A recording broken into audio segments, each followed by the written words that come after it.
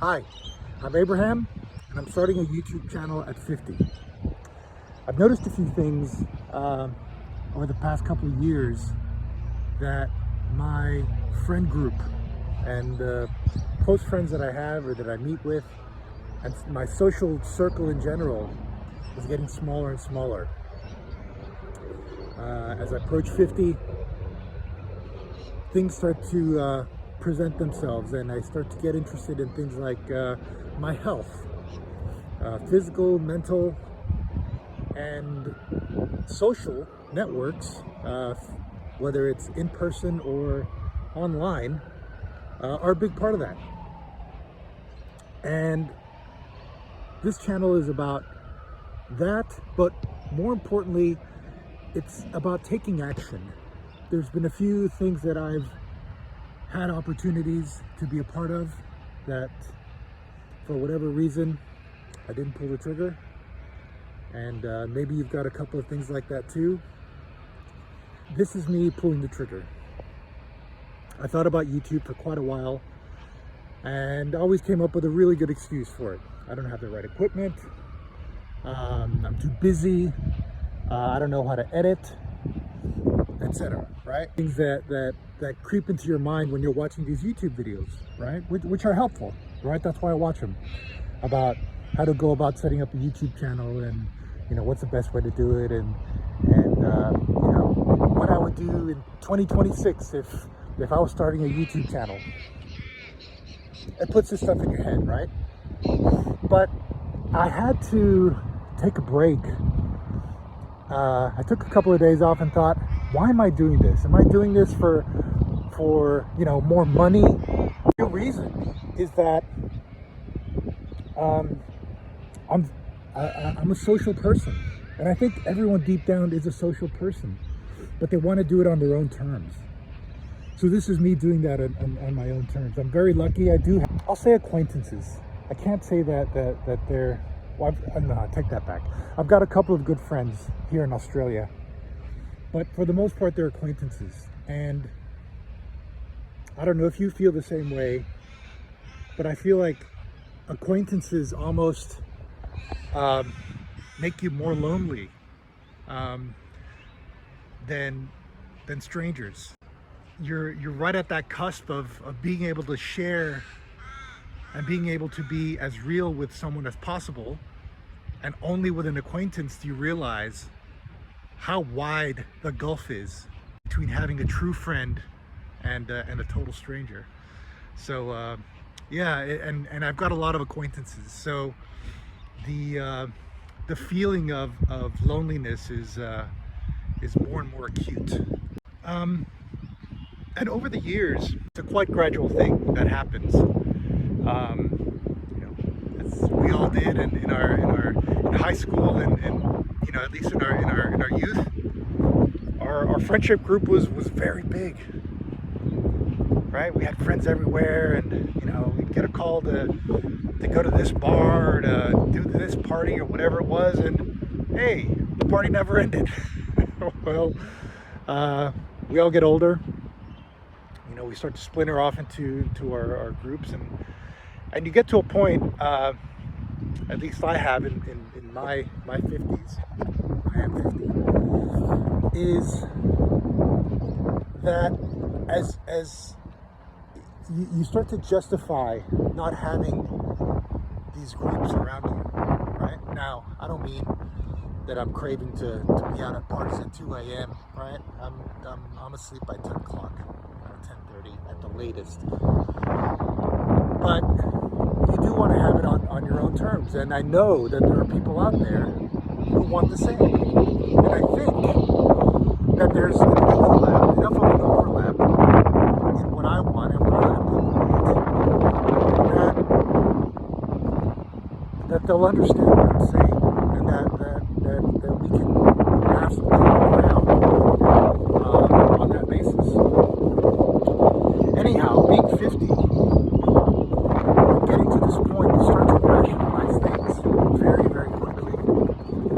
Oh, I'm getting older, I'm a bit tired, don't really want to go out. Oh, there's a new movie on, I'll just watch this, right?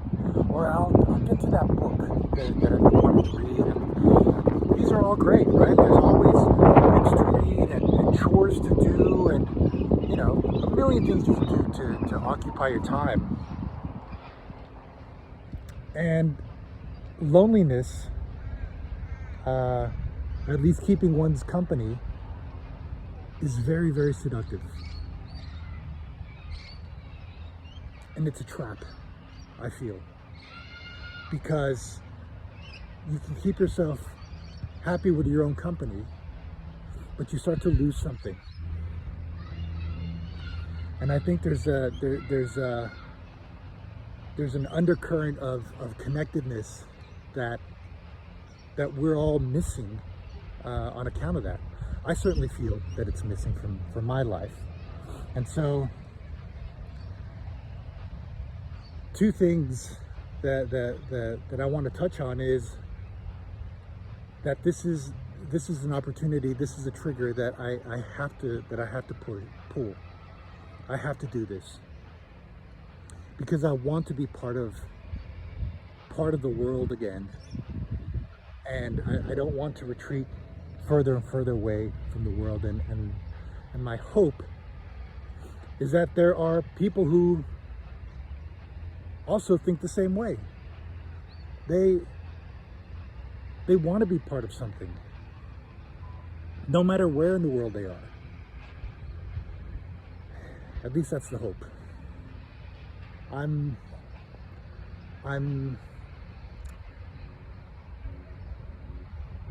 optimistic, as I always have been, that if I go out on a limb, that if I try something new, that there will be a reward, right?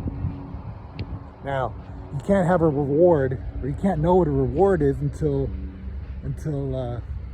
you don't know how sweet the carrot is until you get the stick, right? So I'm expecting quite a few up and downs, like with anything new. But that's it. That's how we keep moving. That's how we keep learning.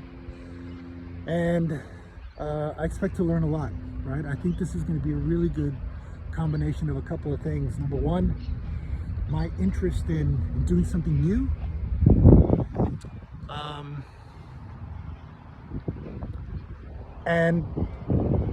But with the benefit of being social on my own terms. And slowly through that, because even though I'm 50, I'm still human, so therefore I'm still quite ignorant about the world. I hope that my horizons are broadened, and that I can look back on how naive I was, even at 50, about how people work, about how friends work, and the amount of, effort that I have to put in to avoid the pitfall of seclusion, the seduction of onlyness that I can easily fall back into. It's got its moments, but not all the time. Not all the time. I don't think that's why we were put on this earth, to have so many billions of people mind their own business. I think we're better together.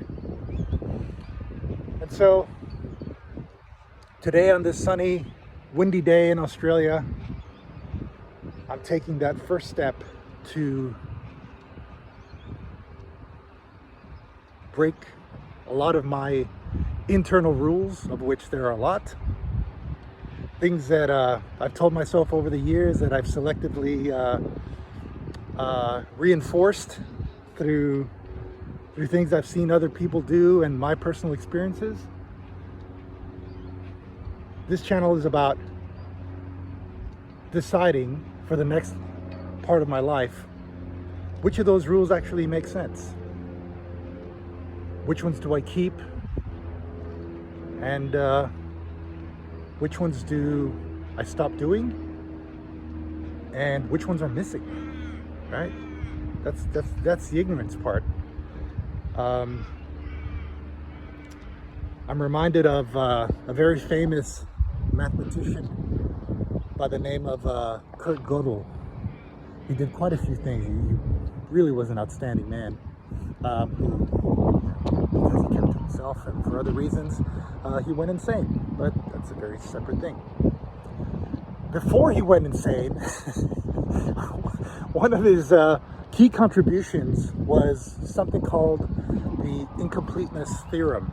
Now, all that means is there was a challenge that had been put forth to create an equation solving machine, right? What if we had this machine that you would input an equation and it could solve it, any equation in the world, right? That was the challenge.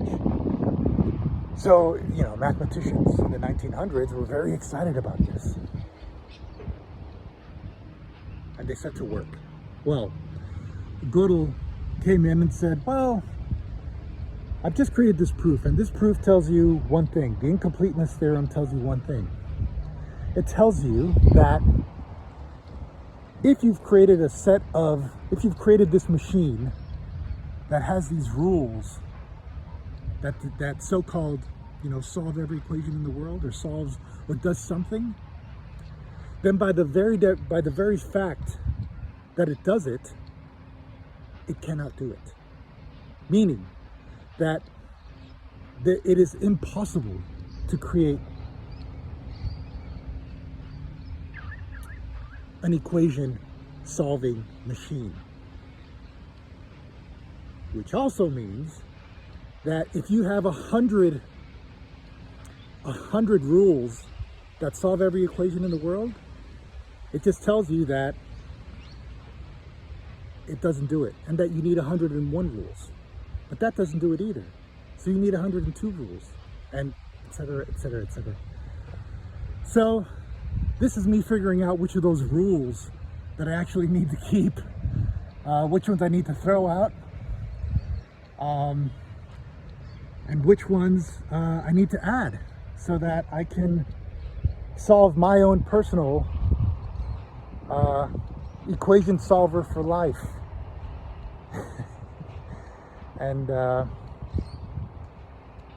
hope that this channel helps me do that and helps illuminate your path to doing that as well. Thanks very much, and I'll see you on the next one.